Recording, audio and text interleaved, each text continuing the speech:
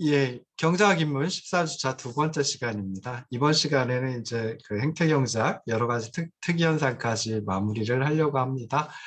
그래서 이제 그 14주차 두 번째 시간에는 이제 행태경제학 조금 더 해보도록 하겠습니다. 그래서 마찬가지로 강의안을 띄워놓고 할 텐데요. 마지막 강의안, 9번째 강의안입니다. 그래서 96쪽이고요. 자, 행태경제학자들은 현실 경제에서 이제 특이한 현상들이 자주 관찰된다는 사실을 들어서 경제에서 가정하고 있는 합리성의 가정에 문제가 있다라고 지적을 합니다. 그런데 이런 그 행태경제학자들이 밝혀낸 특이 현상의 그 기초에는 그러니까 기저에는 근저에는 휴리스틱과 편향이 깔려 있습니다. 그래서 뭐 여기서 이제 한 4가지 정도 소개해드리고 마무리를 하려고 그러는데요. 고유 효과, 그리고 단내림 효과, 프레이밍 효과, 그리고 심적 회계, 뭐 이 4가지에 대해서 살펴보고 이제 끝을 내도록 하겠습니다. 제일 먼저 나오는 게 이제 보유 효과라고 하는 겁니다. 그래서 보유 효과는 인다우먼트 이펙트라고 얘기를 하고요. 인다우먼트를 우리가 보통 이제 부존이라고 얘기를 합니다. 그래서 뭐 초기 부존, 뭐 이런 식으로 이제 얘기를 하는데요. 이 보유 효과는 사람들이 어떤 물건이나 상태 이런 것을 실제로 소유하고 있을 때는 그것을 갖고 있지 않을 때보다 더 높게 평가하는 현상을 의미를 합니다. 그래서 내가 뭐 예를 들어 가지고 재산을 가지고 있지 않을 때는 그 재산에 대해서 뭐 별로 그렇게 크게 생각을 하지 않았는데 재산을 가지고 있으면 이제 굉장히 크게 생각을 한다든지, 또는 이제 높은 주위에 올라간다라고 하면 높은 주위에 올라가기 전에는 뭐 그게 뭐 별거야? 뭐 이렇게 생각을 하지만 실제로 이제 높은 주위에 올라가고 나서는 그 지위가 굉장히 뭐라 할까요? 사람들한테 존중받아야 마땅할 지위다. 뭐 이렇게 이제 생각하는 것, 이것을 갖다 이제 보유 효과라고 기억하시면 좋을 듯 싶습니다.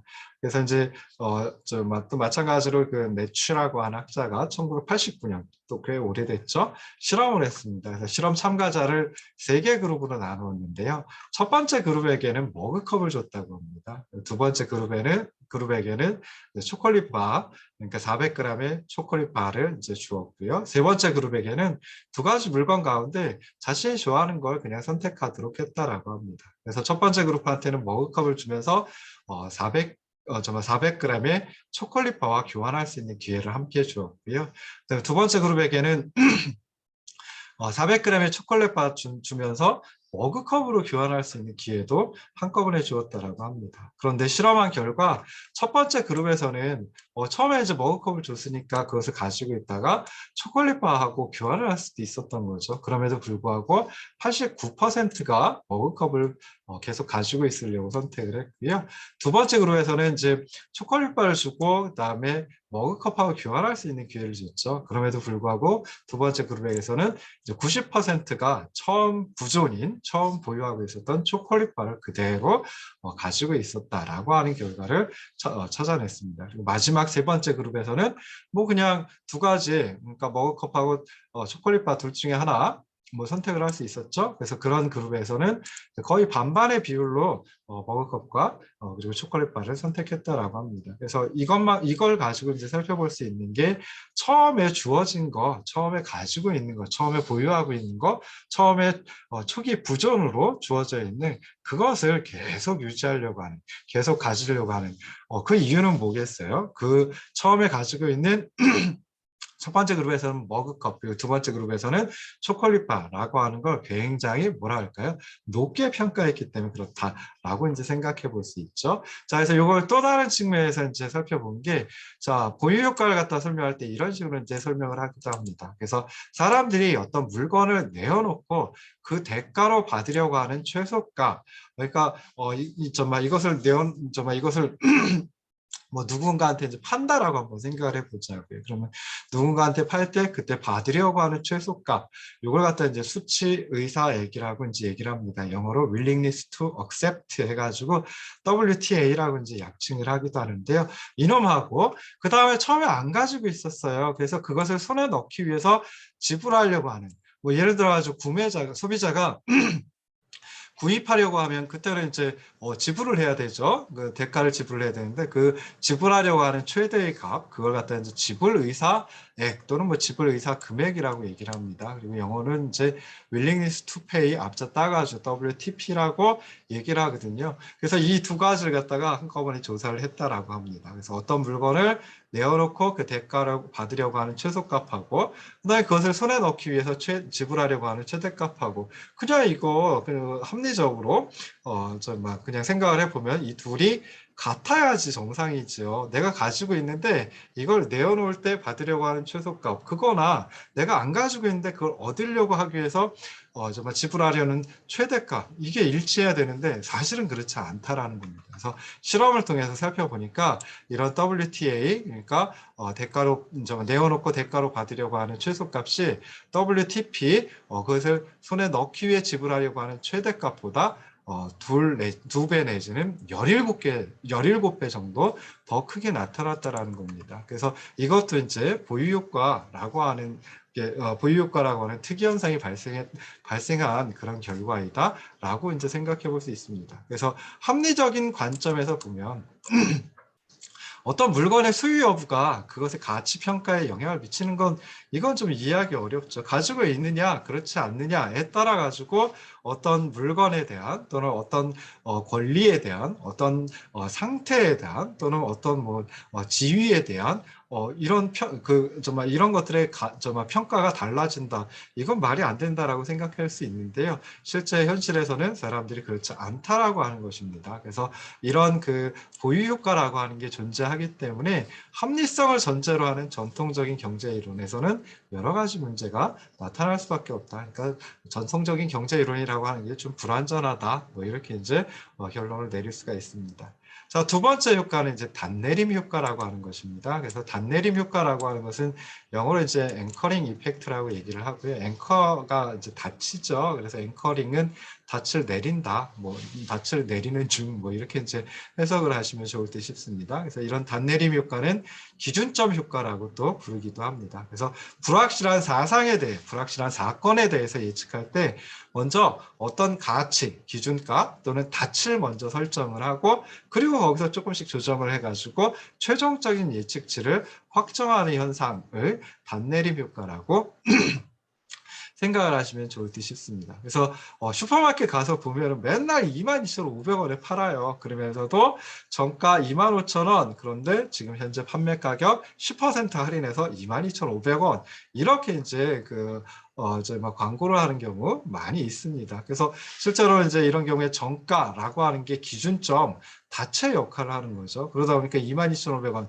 10% 할인한다라고 하는 것이 굉장히 싸게 느껴지는 그런 결과를 가져오게 됩니다. 맨날 그 슈퍼마켓 가면 그 물건은 22,500원에 팔고 있거든요. 그러면 사실은 정가가 22,500원이라는 거죠. 그런데 닻을 갖다가 기준점을 갖다가 정가는 25,000원이야 라고 얘기를 하고 근데 지금 파는 건 10% 할인해서 22,500원이야 라고 얘기를 해주면은 이거 굉장히 뭐랄까요 많이 할인을 하는구나 기준점에 비해서 닻에 비해서 굉장히 많이 할인을 하는구나 라고 생각을 한다라는 거죠. 그래서 캐너먼하고 트버스키라고 하는 두 학자 이 행태경제학 또는 행태심리학이라고 얘기를 하기도 하는데요. 이 부분을 갖다 처음으로 연구했던 두 학자가 유엔에 가입한 그런 국가들 중에 아프리카 나라들이 차지하는 비율 묻는 실험을 했다라고 합니다. 사실은 저도 잘 몰라요. 유엔 가맹국 중에 아프리카 나라들이 좀 얼마만큼 비율인지 비중을 차지하고 있는지 사실은 잘 모릅니다. 근데 이 두 학자는 이 질문을 하기 전에 전혀 상관없는 것, 즉 1부터 100까지 숫자가 적힌 룰렛 형태의 원반을 돌려가지고 해당된 숫자 하나를 지정을 했대요. 그리고 나서 질문을 한 거죠. 그래서 답변이 여러분들의 생각이 룰렛에서 나온 숫자보다 큰지 적은지 먼저 답변한 후에 그리고 그 비율 유엔 가맹국 중에 아프리카 나라들이 차지하는 비율이 얼마인지 이렇게 답변을 하도록 했다라고 합니다. 그런데 이상한 결과가 나왔습니다. 그래서 이렇게 룰렛을 갖다 돌려가지고 10이라는 숫자가 나왔을 때 그러면 물어보겠죠. 10%보다 큽니까? 적습니까? 물어보고 그리고 나서 그럼 몇 %일까요? 라고 이제 유엔 가맹국 중에 아프리카 나라들의 비율을 갖다 물어봤을 때 그때 룰렛 숫자가 10일 때는 답변의 평균치가 25%였고요. 룰렛의 숫자가 65가 나왔다라고 하면 그때는 답변의 평균치가 45%였다라고 합니다. 그러니까 룰렛을 돌려가지고 나오는 숫자 이건 완전히 무작위로 추출되는 것이거든요. 그냥 어떤 숫자 1부터 100 중에 뭐 1이 나올 확률이 100분의 1이고요. 1%고 2가 나올 확률도 뭐 1%고 그렇죠. 그래서 완전히 무작위적으로 추출을 했는데 그런데 문제와 전혀 관계가 없는 숫자이긴 하지만 그것이 이제 사람들의 답변에 큰 영향을 미쳤다라고 하는 것입니다. 그래서 여기서 이제 무작위라고 하는 건 작위가 작위는 이제 사람들의 어떤 그 인위적인 행동을 갖다 작위라고 이제 얘기를 하는데요. 무작위니까 그런 사람들의 의도, 의지, 의사가 전혀 안 들어갔다라는 거죠. 그래서 무작위로 추출을 했는데 그런 사람들의 의도가 전혀 안 들어가 있는 거예요. 그럼에도 불구하고 그런 전혀 관계가 없는 숫자가 답변에 굉장히 큰 영향을 미쳤다. 뭐 25%하고 45%는 굉장히 큰 차이이죠. 그래서 이런 단내림 효과는 우리가 일상에서 판단할 때 또는 결정을 할 때 굉장히 광범하게 나타난다. 그래서 이런 기준점, 즉 닫체 영향이 굉장히 강하기 때문에 그것을 제거하는 것이 쉽지 않다라고 하는 사실을 밝혀냈습니다.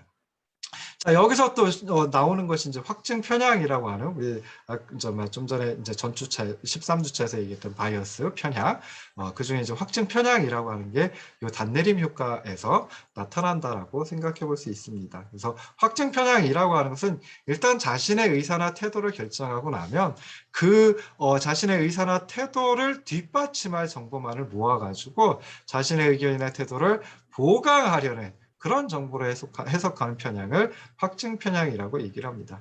자, 지금 이제 선거철이죠.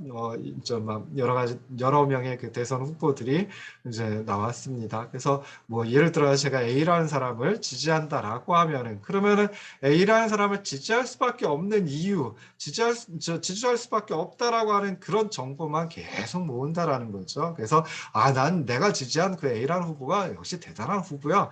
이런 식으로 해가지고 점점 더 확증을 하는 그런 결과를 가져오게 된다는 겁니다.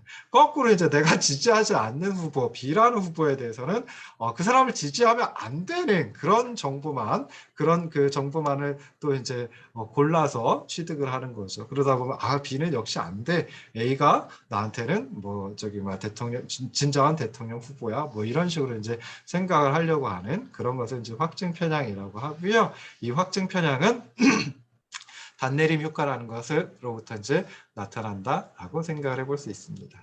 자, 아까 제가 그 서울대 최인수 교수님의 프레임이라고 하는 책을 잠깐 소개를 해드렸었는데요. 진짜 좋은 책입니다. 그래서 제가 어떤 그 지인분 그 서재 지인분한테 이렇게 마시러 가가지고 서재에서 이렇게 보니까 그 책이 있더라고요. 그래서 그분은 뭐 경작을 하시는 분도 아니고 당연히 이제 뭐 심리학을 하시는 분도 아니고요. 그런데 그 책을 가지고 있어가지고 이게 사실 교회 목사님이십니다. 그래서 목사님이신데 그 책을 가지고 있으셔가지고 아니 그 책 읽어보셨어요? 그랬더니 읽어보셨다고. 그래서 어떻습니까? 그랬더니 굉장히 도움이 많이 된다. 사람들의 어떤 심리, 그리고 이제 그런 심리로부터 나오는 좀 그 약간은 뭐랄까요, 불합리한 그런 행동, 뭐 왜 나타나는지 이제 조금 이해가 된다라고 생각을 하고, 그 다음에 이제 또 그분이 목사님이시니까 이제 교회를 뭐랄까요, 운영을 해야죠. 그럴 때 이제 굉장히 큰 도움이 된다. 뭐 그런 식의 얘기를 하기도 했습니다. 자, 그래서 그 책 이름하고 책 이름이 여기서 따온 거예요. 그래서 프레이밍 효과라고 하는 게 있는데요. 프레이밍은 프레이밍 효과, 프레이밍 이펙트겠죠. 그래서 우리말로 하면 틀짜기 효과, 뭐 이렇게 이제 표현을 하기도 합니다. 그래서 이 프레이밍 효과는 사람들이 어떤 틀에 의해서 상황을 인식하느냐에 따라 행태가 달라지는 그런 현상을 의미를 합니다. 그래서 어떤 질문에 대답할 때 일반적으로 그 문제 표현 방법, 이것을 프레임이라고 하는데요. 그 프레임에 따라서 의사결정이 달라지는 현상을 의미합니다. 그래서 선거를 할 때 최근 2012년, 그 전에 2008년 선거서부터 그 얘기가 나왔던 것 같은데요. 프레임을 잘 짜야지 된다. 프레임이 우리한테 유리하도록 이제 만들어야 된다. 그래서 그 대선 그 선거판을 갖다 뭐 프레임 전쟁터 뭐 이렇게 이제 얘기를 하기도 했던 기억이 납니다. 그래서 사람들이 이제 답변을 하고 행동을 하고 그럴 때 그 프레임에 맞춰가지고 프레임에서 의도하는 대로 의사결정을 하는 경우가 많이 있습니다. 그래서 예를 들어 가지고 정책 A라고 하는 게 두 가지 정책이 있는데요. 자, 첫 번째 정책은 첫 번째 정책을 채택하면 A라는 정책을 채택하면 실업률은 10%가 되고 인플레이션율은 12%가 되는 그런 정책이 있어요. 그리고 두 번째 정책 B는 실업률은 5% 그리고 인플레이션율은 17%가 되는 결과를 가져온다라고 해봅시다.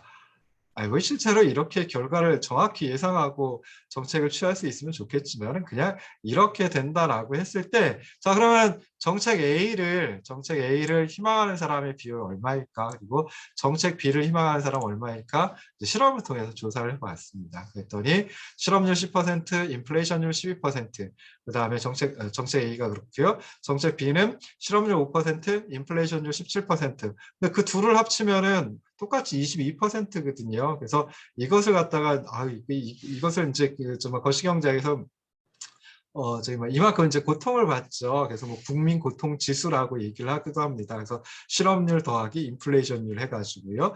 근데 국민 고통 지수로 보면 정책 A도 실업률 10%, 인플레이션 12%니까 국민 고통 지수 22%가 되는 거고요.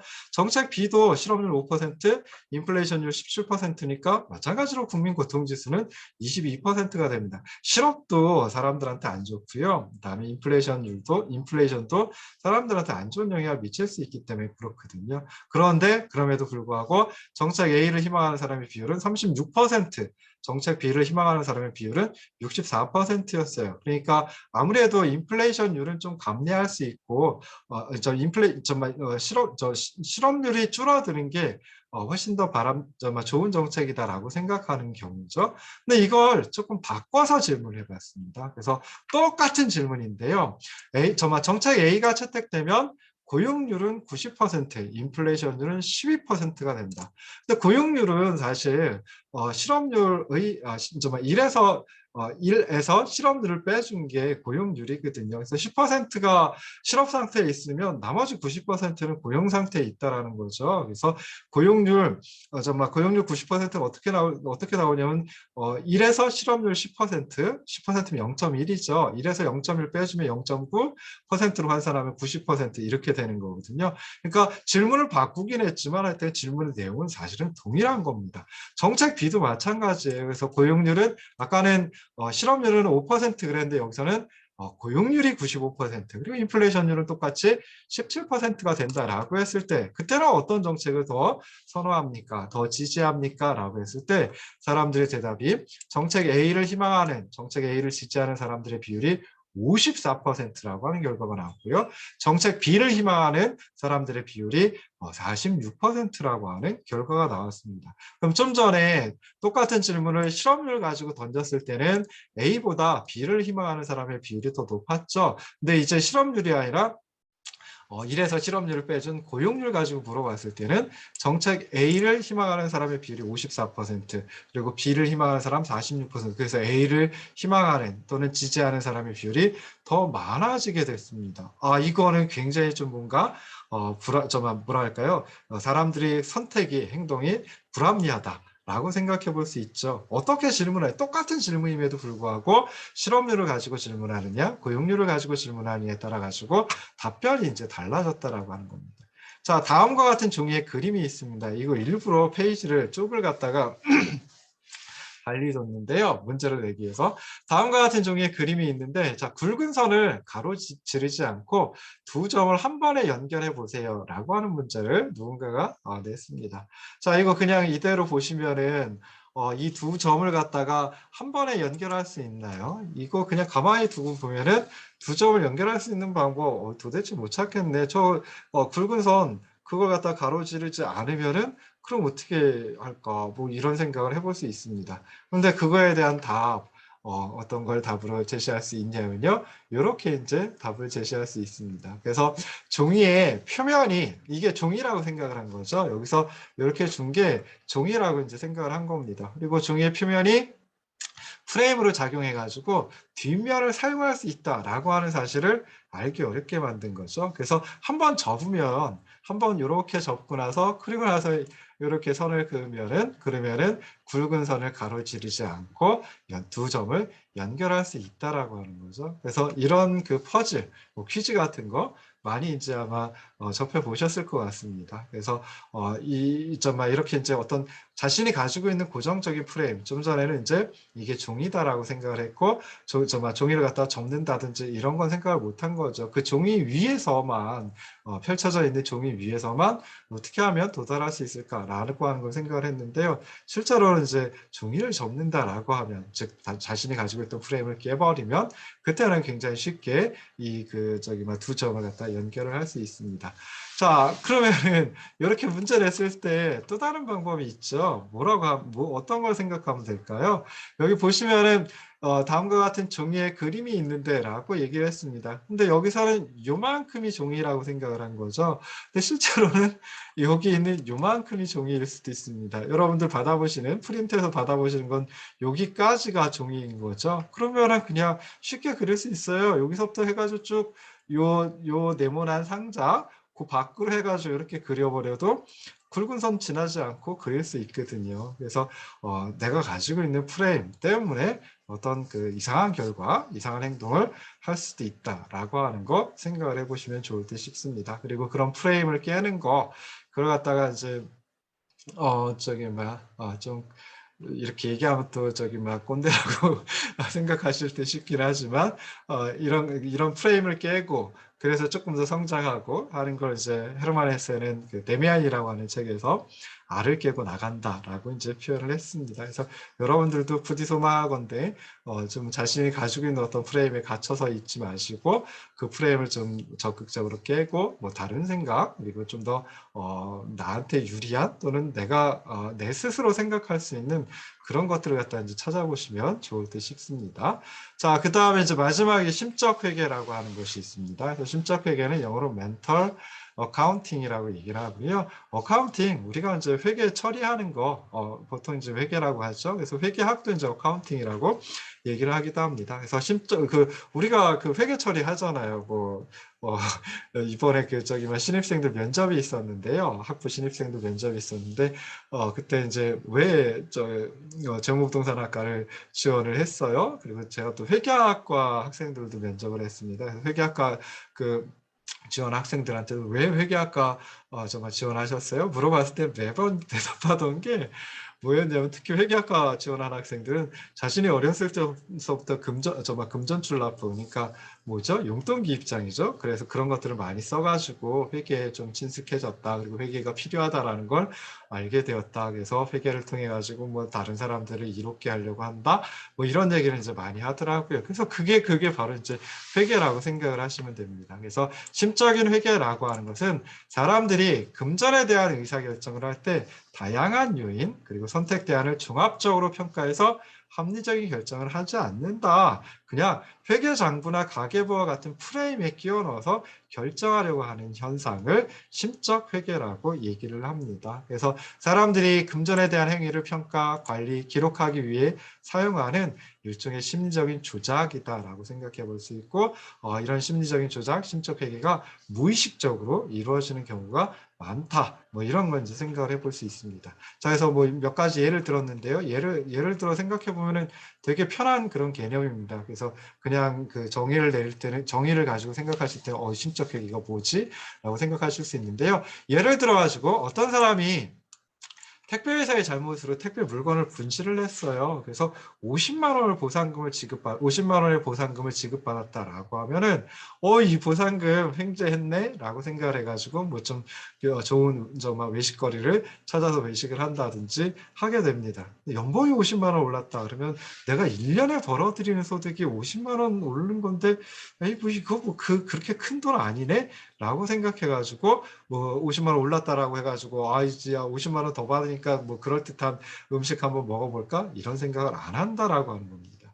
자, 그다음에 도박을 통해 가지고 이제 그 불로소득을 얻을 수도 있죠. 그러면은 그런 그 불로소득은 일상의 어떤 보통 소득하고는 다르게 취급을 해 가지고 뭐 다시 새로운 도박에 지출한다든지 아니면 아까처럼 뭐 좀 맛있는 외식을 한다든지 이런 데 쓰이는 경향이 많이 나타난다라고 하는 겁니다. 그래서 저도 이제 이런 경험이 있는데요. 자, 뭐 2천만 원이나 하는 새 차, 뭐 요즘에 2천만 원 가지고 좋은 차 구입하기 어렵긴 할 텐데요. 새 차를 구입하려고 해요. 그럴 때 이제 뭐 옵션으로다가 50만 원 정도의 내비게이션 이것까지도 쉽게 구입할 수 있습니다. 뭐 50만 원, 2천만 원에 비해서는 뭐 그렇게 크지 않은 금액이니까 뭐 2천만 원도 내가 쓰는데 50만 원 뭐 못 쓰겠어? 하고 이제 쉽게 구입할 수 있는데요. 근데 지금 차를 가지고 있어요. 근데 차에 내비게이션이 없어요. 그럴 때는 내비게이션 구입할 수도 있겠죠? 내비게이션이 50만 원이라고 하면은 이거 굉장히 크다라고 생각해 가지고 그것을 구입하는 데 좀 커다란 용기가 필요하다라고 생각을 해볼 수도 있습니다. 그래서 동일한 50만 원이긴 하지만 어떤 과정을 거쳐 가지고 시중에 들어오게 되었는지 또는 어디에 쓸 돈인지 이런 거에 따라 가지고 사람들이 칸막이를 이렇게 나눠 놓고 그래서 일반적으로 들어오는 뭐 보통의 소득 그것은 뭐 내가 필요한데 이런데 쓸 거야라고 이제 생각을 하고요. 그다음에 그거 말고 가외로 들어오는 소득 같으면 이건 생각도 못 했는데 갑자기 커다란 소득이 있네. 그래 가지고 그것을 갖다가 쉽게 지출한다든지 뭐 이렇게 한다는 거죠. 그래서 어떤 범주, 어떤 칸막이에 속해 있느냐에 따라 가지고 다른 소비 성향을 갖고 있는 경우가 많이 있다라고 생각해 볼 수 있습니다. 그래서 여러분들도 한번 생각해 보면 이런 심적 회계 그리고 이제 그에 앞서서 생각했던 보유 효과, 단내림 효과, 그리고 프레이밍 효과, 마지막에 이제 심적 회계까지도 우리가 뭐 일상적으로 그렇게 하고 있네. 그런 생각을 조금만 그 자신의 행동을 더듬어 보시면 그런 생각을 알 수 있을 정말 이런 그 특이 현상에 대해서 쉽게 이제 생각을 해볼 수 있을 것 같습니다. 잠깐 쉬었다가 다시 돌아오도록 하겠습니다.